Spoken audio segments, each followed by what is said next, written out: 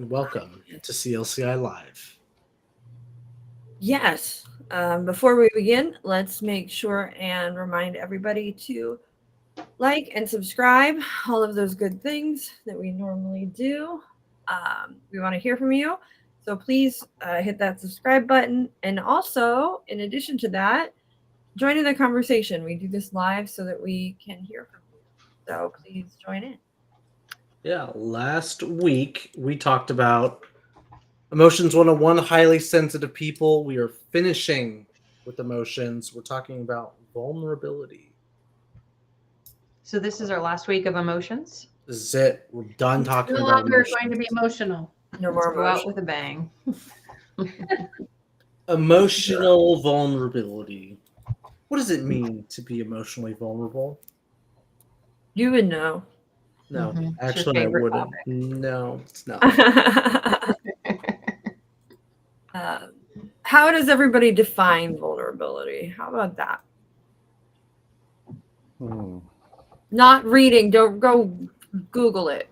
Not being comfortable in the current situation you are, but trusting that who you are around will accept what you're expressing, what you're feeling, what you're doing. That's being vulnerable. Well, and not only the person, but yourself as well, I would say. Yeah. Mm-hmm. It's exposing yourself to risk. There has to be some sort of risk involved Hi, Steve. to be vulnerable. Because you have to be vulnerable to something, vulnerable to attack, vulnerable to criticism. So exposing yourself so far is, and then we had sort of taking a risk. And Kyle, what was Kyle's definition? My brain is not fully functioning, guys. If I seem off today, it's because I'm sick, and I'm sorry. Kyle, what was it like? If you in one synopsis word or two? I would say trusting uncomfortability. Thank you. Yes, being uncomfortable, willing to be uncomfortable, and trusting that. Jen? My simple definition of it is being seen from a place of authenticity. That's how I view it. If I'm putting on a mask or editing myself, I'm not being vulnerable. But if I'm being myself wholly and authentically, then I'm being seen. Potentially, I'm now opening myself up to criticism, judgment. Yeah. I had a baby. So I heard authenticity and openness and being willing to be authentic and open. So we have authenticity, openness, exposing yourself, being willing to trust, and Lisa. I don't have much to add to that. I agree with all of those perspectives. That vulnerability piece, even as a coach, becomes from all those aspects an important piece. You're not supposed to be the expert, and in not being the expert, you become more vulnerable and have the ability to ask into versus the knowing of. Jerome? I think it's just quite simply being yourself. It's interesting that Anthony did say that he associates it with risk. I don't see it that way. That's just personally me. But I'm sure there are some definitions that are more. This is my personal definition. Yeah. It's probably not going to be the same. It's definitely not going to be the same to your guys'. Just being yourself. Like, I feel like you can be vulnerable. One of the most vulnerable spots you can be is in the shower. Singing, being yourself. I don't think there's a whole lot associated with that unless you like dance a little too hard and slip or something. But yeah, that's just being yourself. That's really quite simply how I see it. Well, you added singing in the shower, which I liked. I think about how vulnerability is used in like other situations, like a security vulnerability or like a financial vulnerability. There's a certain exposure to risk for benefits. Kyle just said, having a weak password means you're vulnerable to cybersecurity, to cyber attack. But there's like when we say, why do clients do certain actions? Because there's a benefit involved. So, what is the benefit of having like a weak security password? I didn't hear you. What is the benefit of what? So Kyle gave a description in the private chat. Having a weak password means you're vulnerable to a cyber attack. Why would somebody choose to have a weak password? It's easier to Easy. remember. Easy to remember. So there's benefits to being vulnerable in some situations, even though the risk in that situation is probably unwarranted. You should not be So vulnerable in that situation. What were you saying, Kyle? it's like a comfortability thing. You don't Yeah. want to getting out of the comfort zone of changing the password I've had for my 18 years versus trying to think of something new, more safe, secure. And that is a very general idea. But when it comes to vulnerability, it's breaking out of that comfort zone. Mhm. And then in terms of like financial vulnerability, or I can't think of anything else on the top of my head. Maybe there's certain times where you shouldn't be vulnerable or expose yourself to vulnerability. And I think maybe when you're younger, you tend to make yourself emotionally vulnerable because you don't really know any better. And then maybe negative things happen that causes people to close up. Thoughts? Have you guys ever been vulnerable as a younger person and then learned a lesson from that? No. No? Okay. Me. Never. I'm trying to think. I think yes, but can I pinpoint a moment? No. I'm learning when you said financially to pause when I see something. Sometimes I go shopping and I want it right then and there. Like, I don't know what it is in my mind that says, buy it. You need to have that. And that's like a vulnerable point in me because I sometimes just buy it. I don't know why I needed that brand new plant, sweater, shoes, but I was vulnerable. And if I would have taken the moment to wait on it, sleep on it, I would have asked myself, you don't need those new shoes. And I would have been maybe more comfortable financially because I didn't just spend $200 on a pair of shoes I didn't need. So How is that being vulnerable? it's being vulnerable for me by taking time rather than pleasing myself right away. I want that instant pleasure, so I buy it. And that's where the vulnerable is. But if I were to be more calm, patient, and sleep on it, maybe I wouldn't have to be worried. And I'm just talking about a financial because that was something Anthony was bringing. That kind of brings something interesting I want to talk about maybe towards the end is using people's vulnerabilities in marketing. But that's like a what they do. later Sure. topic. Mm-hmm. But back marketing to 101. emotional vulnerability. So why even consider being emotionally vulnerable? Why is this a topic? What is the benefit that people get from being emotionally vulnerable versus the risk? I think. Go ahead. Well, I think that one of the things that was brought up in this is that being vulnerable means being honest Mhm. and authentic, and being willing to share that honest authenticity. I don't. So everybody shared their definition. I didn't really share mine. So like the first thing that comes to mind when it comes to being vulnerable, I picture like having to stand naked in front of somebody or in front of a group of people. Hey, that's And that exposing yourself. And that can be a metaphorically, it can be a metaphoric, metaphoric naked, but we're literally, if you're standing naked, if this is a metaphor or what have you, in front of people, you've got everything is exposed. All of, for better or for worse, you've got nothing to keep you, cover you up to nothing. You're not hiding anything. You're quite literally just standing there naked and fully exposed, and being willing to do that. And why does that matter? I think that when we are capable of being vulnerable or naked in front of people, it's a really Metaphorically. powerful place to know. I think you have to be in a very special situation a lot of times for that to happen. Or it's something you embrace to help other people do the same. So, you know, if let's say we go, let's all go streaking together, there's somebody that's going to have to be willing to take their shirt off first, essentially. And a lot of times, if that one person does it, the other people are more willing to come and follow in suit. So I think that that having the courage to be vulnerable invites others to do the same, and it makes it a really powerful tool. Just to go off on a metaphor Steve's there. cracking me up in the chat. Yeah. And You I, mentioned, go ahead. oh, I was going to say, you mentioned at first about it's about being honest. Can you be honest and also not vulnerable at the same time?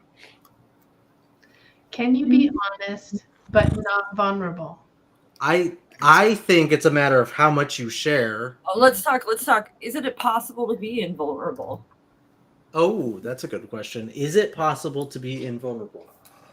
Hmm. Emotionally, yes. But at that point, you probably built up so many walls, you're just not really functioning as I disagree. I don't think it's possible to be emotionally vulnerable because even the people who build those walls up, there's still something that will get in there. Yeah, they're still impacted in some fashion. But You when can't become superhuman in that sense. You can't. So I do agree. we think being vulnerable is a connection? It's connection to another human? I think so. I think for me, vulnerability equals connection, at least authentic connection rather than like fake fabricated connection. I think and that's important. The authentic means that you could be vulnerable. I mean, if you said something to me, I could be vulnerable because authentically, you know, we work with each other as a relationship. If some random person said that exact same thing to me and I've never met or heard from them, Yeah. it's bouncing off the wall. It's not authentic. That connection wasn't. That human connection isn't established. Yep. I was just saying today how when I don't know someone and they joke with me too quickly and we haven't established rapport, I actually tend to take that as like, I don't like that. But once we have rapport, it's like jokes all day. It's like such a huge difference. I like to say that like sarcasm, teasing, like giving me a hard time is one of my love languages. Like if like we've reached the point that you can like take like little like jabs at me or make fun of me or give me a hard time, I know that like I'm loved. Like I feel like like oh that's like a love language for me. And not everybody speaks that love language though, so you have to use it in the right situation. But yeah, I think it is absolutely important to build, I would say, deeper relationships, right? We can have superficial relationships. And I think this comes into play in coaching when we start to go through PCC, ACC, PCC, MCC. I think we're experiencing various levels of vulnerability in each of those. I would assume in each level, essentially. Not to say that you can't have vulnerability in it at an ACC level, but what I'm saying is a coach coaching at a PCC, we're not coaching the problem anymore, we're coaching the person, and that is about getting to those vulnerabilities and sort of talking through them. Because I do feel like the blocks we create in our lives, the walls we put up in our lives, are all serving as protection to hide us from a perceived vulnerability. And I think a lot of it is about getting into those places and allowing people to feel safe and comfortable with whatever those perceived vulnerabilities are. We didn't finish is there ever a time? Is it possible to be invulnerable? I mean, I have my thoughts, but I think there's some people who are better at it than others, are attempting to be. I don't think you truly can be completely invulnerable. Like Jen and Lisa were mentioning. But what do you mean by invulnerable? By not being able to connect? What do you mean exactly by that? well, if we're gonna go like deeply philosophical, but we don't have. I wouldn't even say that. It's just not setting yourself up for like rejection or failure, being a very private individual, maybe not even going out making a lot of interpersonal connections. There's people out there who exist who just live like that, but at that point they're not really watching our videos or trying to be coaches. I don't think so. They're not trying to be entrepreneurs, they're not starting their own businesses or watching our videos. So But I don't know how to help those people, or if they even want help to begin with. someone who is staying home and has that space where they're not needing to connect. I don't think there's very many in truth, but if that person exists who doesn't need that connection, could they still be vulnerable? I think yes. I think they could. They can be vulnerable with themselves. But how do we challenge our capability of growth with the vulnerable piece unless we're using an interaction with someone else? I just really feel like it's possible, but I also feel like it's very much not possible, because I feel like anybody, even the folks that are setting up all of these blocks and sand ground folk. Yeah. I think it's possible. It's just not practical to talk about. Yeah. Yes. And I think they're also probably fooling themselves in a lot of ways. I feel like a lot of the times when I have set up something and, for one reason or another, and I felt like, okay, nothing can go wrong, something inevitably does. And I think that there's a great deal of hubris in thinking that it would be possible to create a world in which I would never be vulnerable. Truly. Can I just say, I think there is a ton of vulnerability, at least for me, in saying I'm a life coach. Yeah. Like, just saying that, I've noticed, as, I've been saying it to people for 2 years now. It's like, some people receive that with a lot of curiosity and a lot of intrigue, and other people are just, you can tell, like, okay, think it's like a fake job. So I think that's a vulnerable thing, is that identity piece of being a coach and sharing with people, being seen as a coach. I think even going a step beyond that, being an entrepreneur or being somebody who is trying to set up their own business, life coach or not, is a bit of vulnerability, because there's the, whatever that statistic is, like within 5 years, a certain percentage of businesses fail. I can't remember the exact statistic, but when you tell people, yeah, I'm not going to be working a regular job, I'm going to be starting my own career or my own business, you're going to be met with skepticism, no matter what it is. And if you add life coaching onto that, well, then you get some more skepticism. Right. So yeah, you are, by making the step to become a life coach, you are already being vulnerable, which is an important part of being a life coach in the session. You have to allow for a certain amount of emotional vulnerability when you are working with clients, and be okay with raw emotions sometimes. Well, and so we'll get into this a little bit deeper in a second. But before we get there, I think that this place of being willing to be vulnerable is like Jen said, it's when we're sort of putting ourselves out there and taking a chance and exposing maybe things that other people, we don't know how somebody else might react, and that feels scary. And also, I think what comes in as Jen's sharing the life coach thing, there's that moment of, how are they going to take this? What is this going to, like, all of this? But I'm sharing who I am.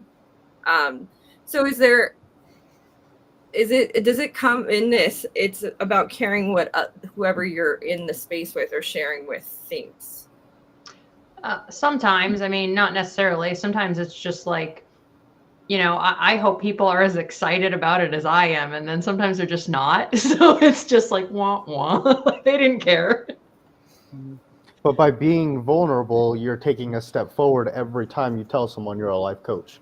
regardless of how they handle it. If they treat you like, this is great, I'm so curious, Yeah. now you get to talk about your business and what you do. Yeah. If they like roll their eyes, well, you know how to handle the next person that rolls their eyes because you dealt with one person. So you can progress by being vulnerable, Yeah, and you almost can't progress by not allowing yourself to be vulnerable.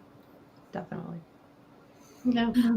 I'm waiting for the one time there's just a complete opposite reaction, like somebody loses their mind and starts yelling at Jen for being a life coach. Coach. What? That's a scam. It's a pyramid scheme. You're a grifter. It's funny. I have a friend that because of the background that she comes from, and she comes from a very religious background, and they kind of there's it built up within her religious community, like life coaching is that, like it's a scam or it's spooky woo woo. It's all of the things that they Wait, their community says coaching is that thing, or coaching in that community is that thing? says that they think life coach. I mean, it was like a perception that she had that was built into hers about life coaches, that they were all spooky woo woo, that they were all, it wasn't, they're going to be really helpful. They're probably, you know, maybe not. It's like red flags in her community, essentially. So when I first told her, she was very quiet about it. I was like, oh, okay. But as I've gotten to know her better over the years, she's told me at one point, she said, well, you know, I know a lot of really good people that are life coaches, so I guess it can't all be all that bad, right? Came out, and then she was like, well, and we would talk about something that was sort of more spooky woo woo, and she was like, you know, I thought that was going to be a lot more, or like what you were going to present, and you haven't presented it. And then I've talked to her about our school and what we do, and she's like, it's so cool to see that you know, your school is not at all about, you know, it's very professional. It's not that spooky woo woo. It's what, like a completely different, and it's sort of broken. Knowing me and knowing what I do is sort of broken her perception of what she thought life coaching was originally. To be fair, there are spooky woo woo schools out there. Oh, yeah, Yes. absolutely. That's And the scams exception. Coaches. and grifters in life coaching, 1000%. Just Just do like a in short search. every profession, that is true of every profession, not just ours. Yes, so true. There's customers out there for that type of, you know, coach or institute, so it makes sense. Yeah. It's just been cool over time seeing her perception change from getting to know me, and getting to know that, and just sort of her being willing to share and become more vulnerable with me and share what she, like, at first she was closed off about it, but she's opened up and been more, as I've gotten to know her, and been more willing to share about what her preconceptions were and what she thought it was going to be, and how just getting to know me and getting to know what I do has changed that. And, it's cool that she's been more willing to be vulnerable with me about what she thought it was too. Yeah. So, and that's sort of, there was a point I was putting in examples of what vulnerability is. And I think this one's really important. And it's being honest about, this is an example, about what you need in a relationship, including boundaries and expectations and things like that. And I think this applies in coaching in a lot of ways, especially with contracts and everything like that. But again, it applies in regular relationships. And I think a lot of times, I have a friend who is dating right now, and we were talking, and she was trying to figure out why she keeps, you know, going on 2 or 3 or 4 dates. And by like the 3rd or 4th one, she's like, this is not for me. This is not working. Like, and she was just trying to figure out why it's like always this sort of period that it happens. And then she was talking to 2 of us and her sister, and she was like, oh, I think I know what it is. I think I'm not me early on. Like, she, rather than saying how she really feels about things, she smiles and goes, oh, that's okay. That's great. That's, you know what I mean? It sort of masks what she's really feeling to sort of facilitate trying this date on. But it always ends up coming to a point a little bit further in when she goes, this is just isn't for me. And she's like, I think I have to just be more honest about what I'm feeling and thinking earlier on. and that's what that is. It's being vulnerable, right? That's her being willing to, instead of just, you know, disagree on a first date. And she was, I guess, apprehensive or a little scared to do that early on. So would you say her lack of vulnerability was a block to her goal? Absolutely. I mean, I think, but I mean, yes and no. It was still a place she had learned from, right? She still got learning from that, I think. But in the moment, probably a bit. I mean, because her goal is to have a long-term relationship. I mean, if her goal was like 80% of people on dating apps just to, you know, have a few dates and see what Have a good do, time, yeah. and then never see them again, then, you know, it's not a block to the goal. In her case, I would say it was. It's kind of like a risk factor in what you're sharing. Is she willing to risk someone getting to know her, and is she willing to risk getting to know them to start? So it takes that risk to be vulnerable, I think, as well. Or risk being rejected for Yes. how she feels, Yeah, who she is. sure. Yeah. I mean, that's kind of what the risk is, right? Our feeling rejected feeling. Mhm. Because if we didn't have those negative associations, what I'm going to call negative, it doesn't necessarily is negative, but if rejection is negative, we don't want to be rejected. So being vulnerable and being rejected is a huge risk for many. I know I have a tough time at times with that risk, but I've learned through time to go there, even though I am nervous. I'm kind of curious why, because rejection perceptively is like a big risk. People do not like being rejected at all.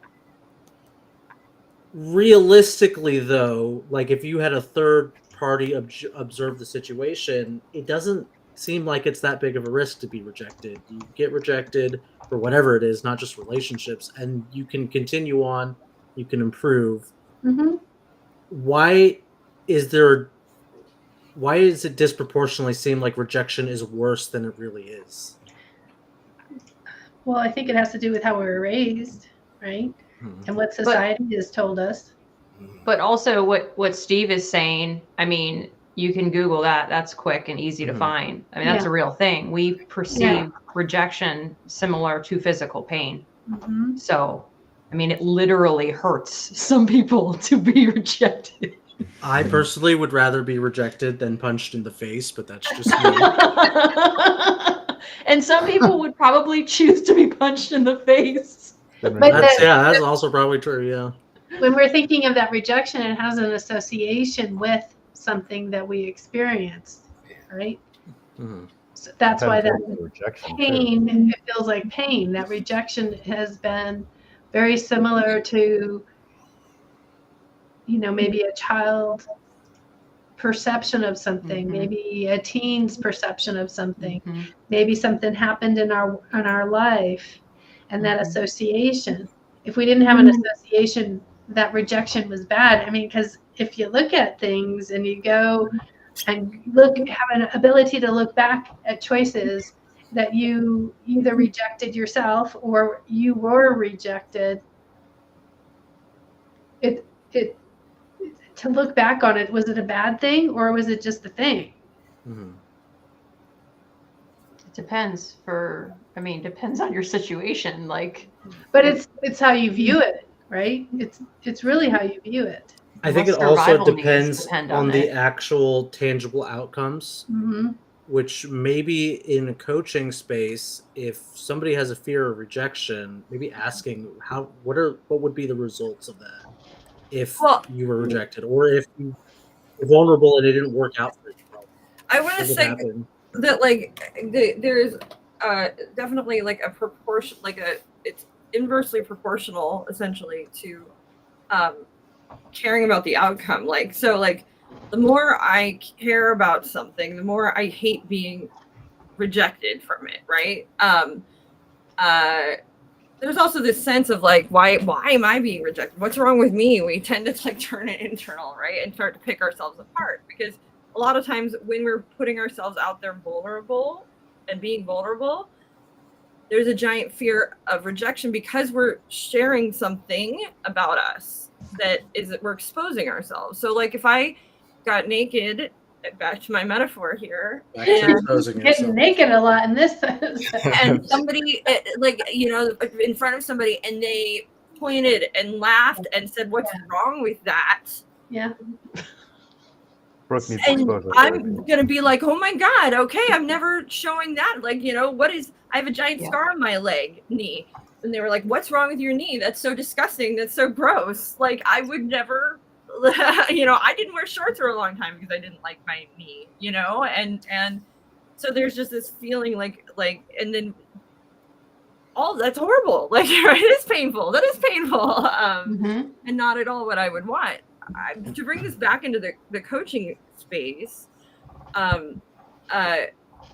think that the same feelings we have here, our clients have, and so they're afraid to be vulnerable out in the world, and they're going to come into our work afraid to be vulnerable, and it will over time become more comfortable for them to start to be vulnerable with you. And if you as a coach are able to be empathetic, honest, and vulnerable in the space of being a coach, which doesn't mean that you are exposing yourself as a coach. It means that you are honest and open with your presence, questions, curiosity. That's where your vulnerability comes in, empathetic. But that then will allow your client to have a safe space to share the vulnerabilities they are too scared to share in the world. And by having a space where they can do that, they're going to build up the strength to start to be that vulnerable out in the world too. So I think it's a very powerful thing once it starts to build in a lot of ways. I also wonder, because this is what happened for me, at least when I received coaching. So before I became a coach, when I was a client, and I saw how someone could reflect to me and have direct communication with me in a way that was curious, that to me was vulnerable. And I hadn't had any type of communication with anyone like that. And so it was almost like that's an invitation for me to be that way as well, which of course then leads me to the path of becoming a coach myself, because I'm like, oh, this is the way, like, this is how I want to communicate with people. This is amazing. But yeah, I mean, I think just by being a client, I actually learned that piece of vulnerability of like, I have that same access to sharing, what comes up for me, or what thoughts or feelings come, into my mind or whatever. And then just asking, what do you think about that? Or, getting feedback from people. So in a sense, being the client opened me up to being willing to be more vulnerable. And I would imagine that is happening for clients in general. That's kind of the premise of our 102, is to help our students become in that vulnerable place so they can recognize that space, so that when they are coaching their clients, they know the difference, right? They are aware of when they're in a vulnerable place and are coaching versus when they're in a reserved place, really not coaching. Mm-hmm. Yeah, 102 is great for vulnerability, for sure. I'm a bit curious more so, what does vulnerability look like as a coach in the coaching session when I'm being a vulnerable coach? Versus maybe a coach who's reserved, aloof, maybe just wants to get to the point of coaching or focus entirely on the client, not really being vulnerable myself. I think it's vulnerable as a coach to share observations and what you notice and what you're hearing, and then asking, did I get that right? Is that Mhm. what you're saying? I mean, I think that act in itself can be vulnerable, because a lot of times I'll ask a question, and then I'll add like, if anything, just to give them the option of like, I could be way off here. Mhm. I could be totally wrong. So if anything, what comes to mind when you think about it that way, if anything? That feels vulnerable to me. And it could be for the new coach to just have their first session.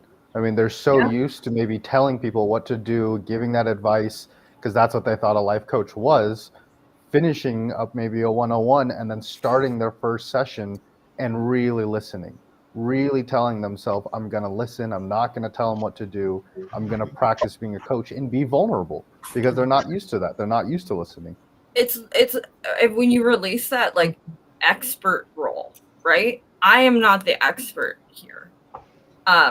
And that's like letting go of that ego. Like I am not the expert. I'm letting my client be the expert. So that's being vulnerable, because a lot of people, especially early on in coaching, come in feeling like my value is in my advice giving. My value is in being the expert. And it's being willing to go, that's not your value in this. You are not the expert. That your client is the expert. And I think that's a vulnerable space for people to be in, because it's letting go of that. I know everything. I know I've got to, I think that's very powerful. I also think that like by letting go of that expertise, we're able to connect better so much with our clients, right? Because we're listening them. And there's also, I popped an article in there, and there was a moment, and it's brilliant, that I think that at first is hard, and that's that holding the silence. I think Yes. a lot of coaches fill the silence because they feel vulnerable in that, like, they're uncomfortable letting it just be quiet. Yeah, the silence is super vulnerable feeling, I think. Yeah. Which is a good way, in terms of relating back to the title, how to leverage your client's vulnerability. Just let the silence hang, let their vulnerability do the talking. You don't have to let yours fill in It's that true. silence. They'll Get use out of that. here. Yeah. They'll use that silence to come up with something. And a lot of times, that kind of lighting a fire under them a little bit with that silence, because that's so uncomfortable for most people. It actually does really amazing things. On the just opposing side of that, not that I'm opposing, the new coaches think and are used to working hard and are used to having to think 5 paces ahead. When you're problem solving, you're used to doing that. To get into that vulnerable place, to let your clients be the one in charge, definitely a struggle for many, especially when you're in the different industries that are out there, the banking industries, where you got to know a lot of stuff and have tracking and make sure you're ahead of the thing and you've got all those answers. Engineers, you're looking for the goes until you can't go, and then you have to problem solve. And here we're telling you, just sit back, let your client lead. It feels so foreign. And then you tap into, well, yeah, it is a bit of a vulnerable place, because it's not usually one we've been trained to operate from. We've been trained to really work hard. And here we are telling our students, you can't work hard. This is not about you doing the work.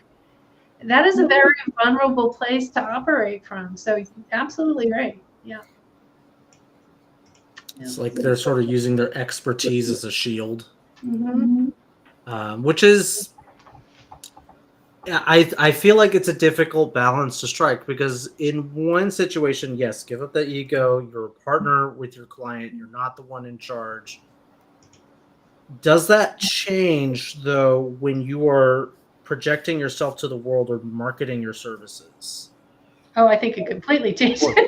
Because Entirely. what I tend to see from marketing is different. Yeah, marketing is totally a different beast. Filled with And maybe lies. maybe you can leverage your vulnerability in a way like I see in coaches' bios.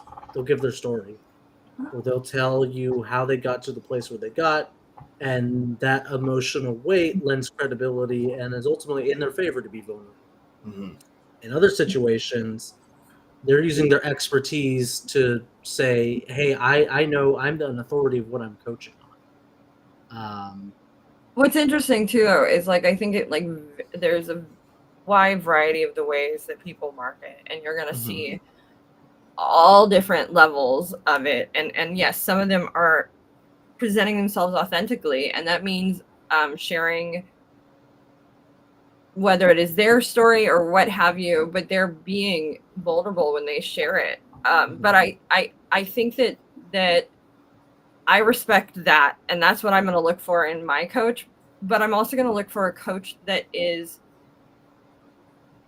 instead of sharing as much expertise with like this is what you should do, I would rather them share the results of coaching with others. So essentially, it's that testimonial is going to mean more to me than a coach telling me my way is going to work. What's going to have more value for me is that them having clients that say, "Oh my God, it was an amazing, life-changing process," over that coach telling me, "Oh my God, it's going to be a life-changing process." Instead, I would rather have the coach be vulnerable and not presenting me with answers, and being honest about who they are in their journey, and then having their client be the ones that are telling me that their process works, if that makes sense. In a weird, that's sort of how I would like it better for me, but it's different for everybody. You're not trying to prove your value. You're letting other people prove your value by Yeah, the it's actual that- value you give. It's that a lion doesn't have to tell you it's a lion. Lions Yes. can't tell people they're lions because they're lions. But hold on, that's a good analogy, metaphor. I'm not sure which one it is, to be honest with you. A lion doesn't have to tell you it's a lion. Metaphor. I see that happening.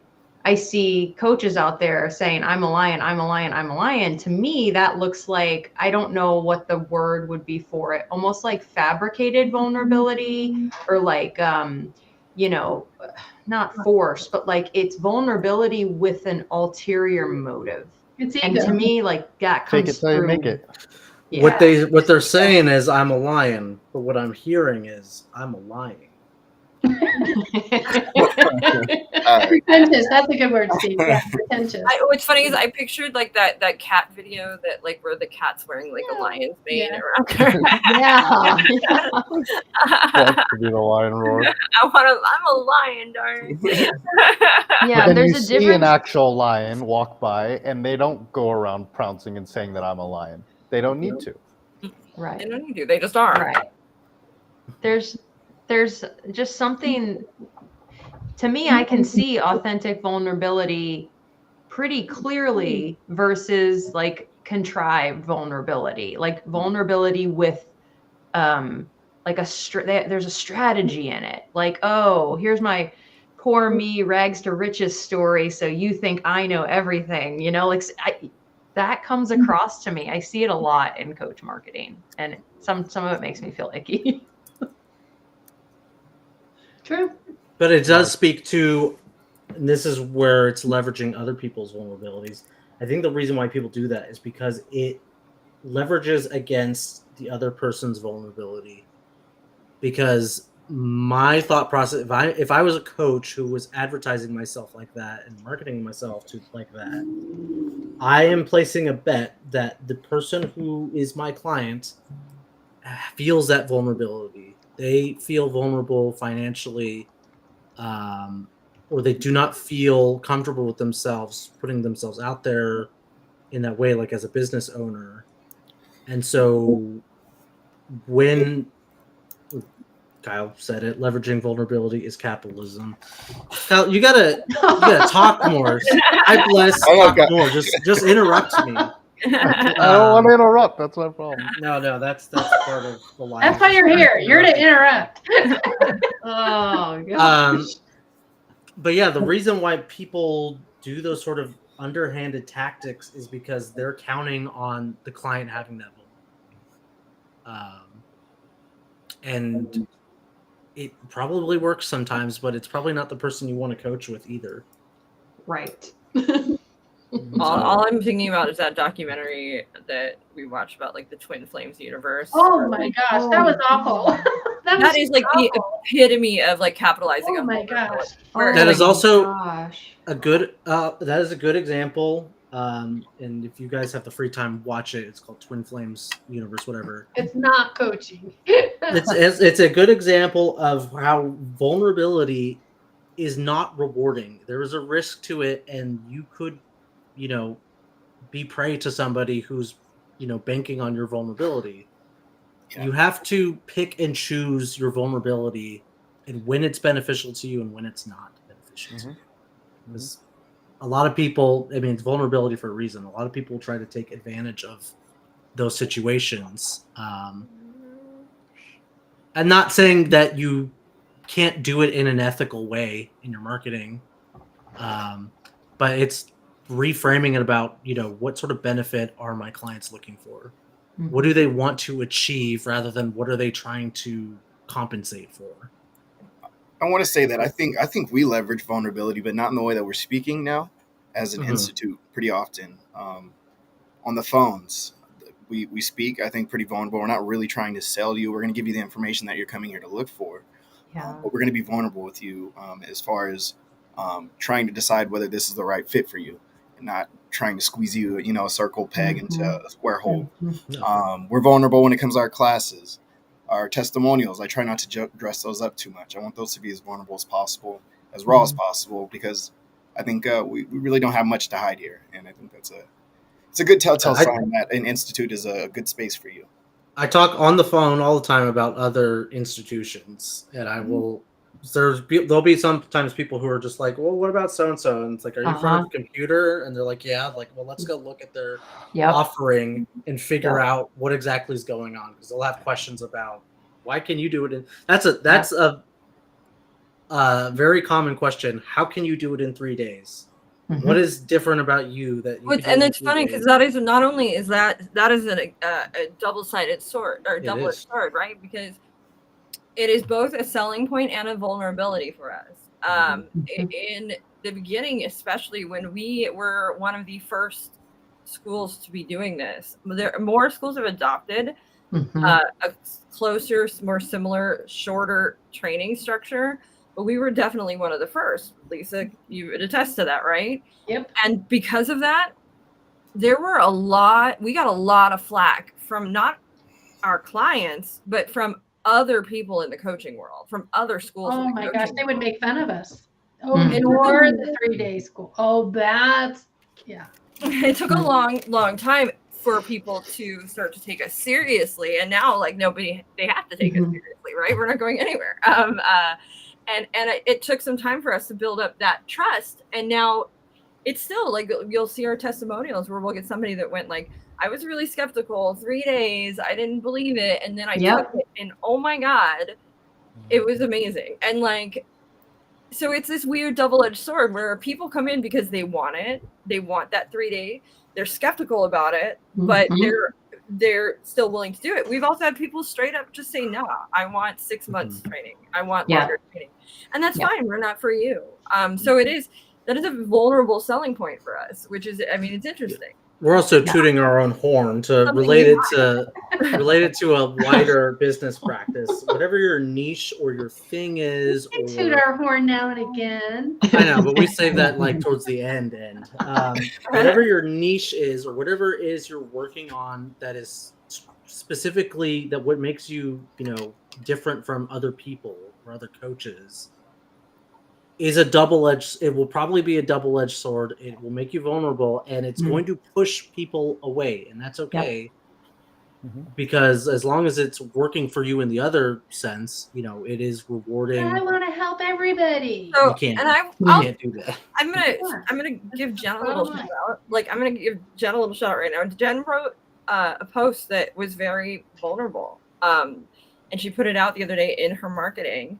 And that post would have, I would have hired Jen. Like I had that moment where I thought, man, because I've kind of been in a space where I'm like, you know, I'm thinking, do I want to get like and it's not the kind of coaching she does, but I was like, thinking about getting like a nutrition coach or something where just like stuff so I could have an accountability partner to check in and make sure that I'm staying on point, because I lost a whole bunch of weight and I want to get it back, and I did that with a coach and I don't have that piece anymore. And so I was like, it would just be nice to sort of have someone to talk through those things and this part of me. And she put this post out and I was like, you know, damn it, if Jen was not, you know, if we weren't already coworkers and we weren't so enmeshed, that post, I would hire Jen. Like I would straight up, that would be all I needed. Like I would be like, that is it. And she was tremendously vulnerable in that post. And But can I just say the post was for the sake of being seen fully as who I am and what I've been through and where I'm at now.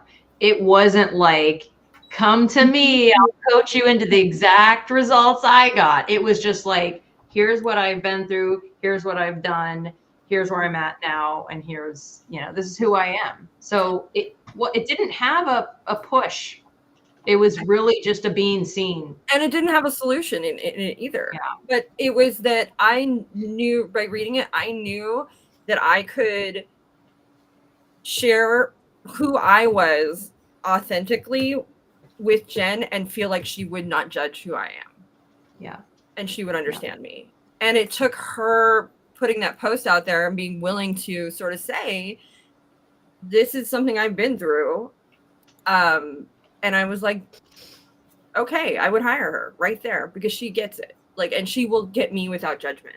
Yeah. And that's so important for the potential client to feel safe with you before even entering into your space, just based on the way you are willing to be vulnerable with them. Mm-hmm. Yeah. Final thoughts. I think perfectionism is the antithesis to vulnerability. Mhm. And I think that the more we strive to be perfect or hold that even as a possibility, think, oh, I'm such a perfectionist, whatever. I mean, that is, I think it's on the opposite end of the spectrum from vulnerability. That was something that I noticed in the research that we did. And I was like, yep, that's a big one for me. Every time I think about perfectionist ways, I'm moving further away from true vulnerability and being seen authentically.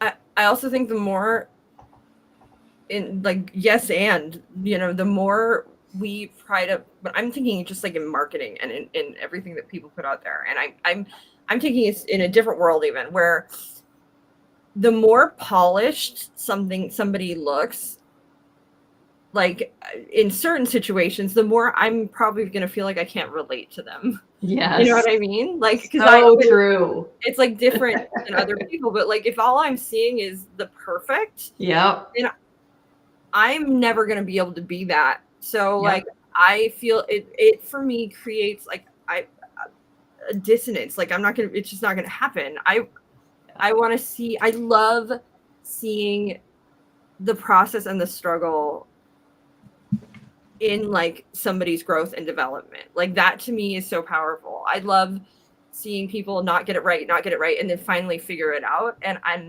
I love when people are willing to be vulnerable and show that. And that's really powerful to me.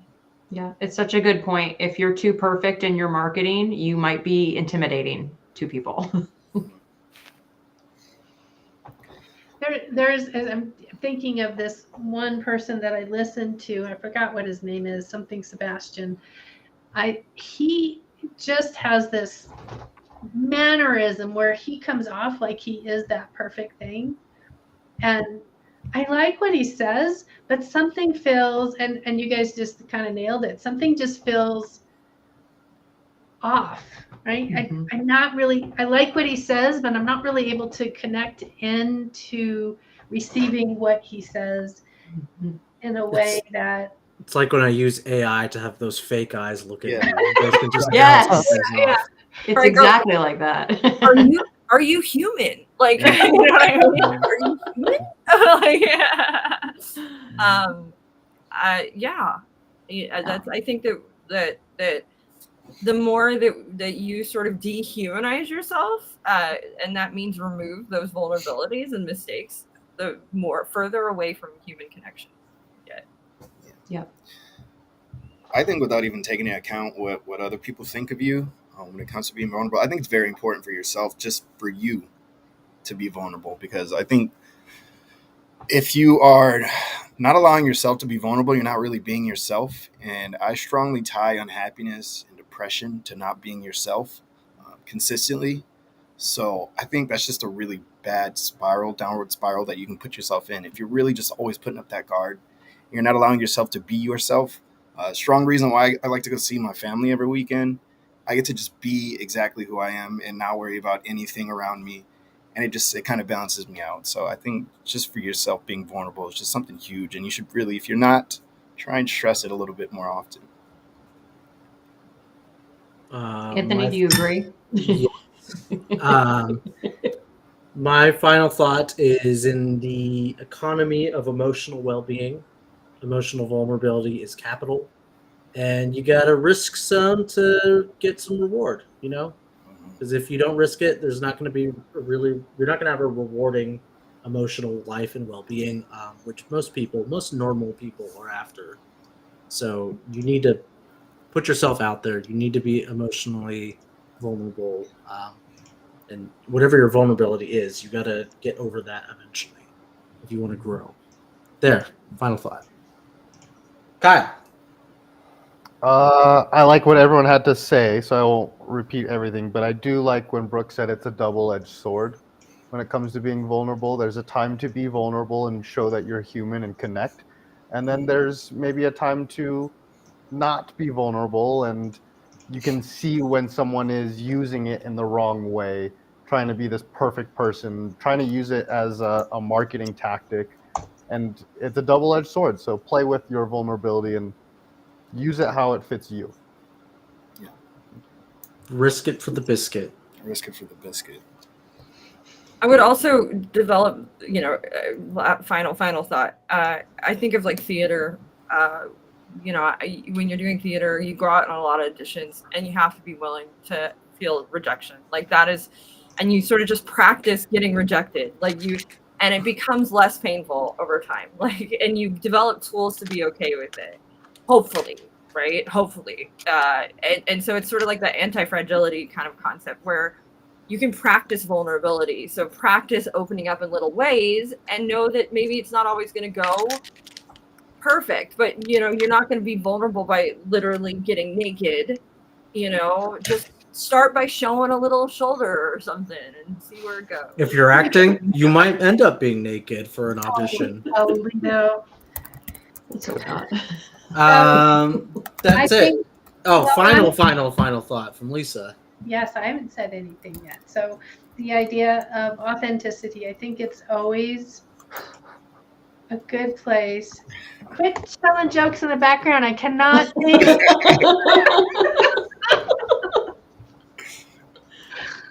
No, I don't know what I was going to say. Oh, I think it's always a better option to be authentic and vulnerable, even in places that you might not normally, because in that experience, I think you will connect.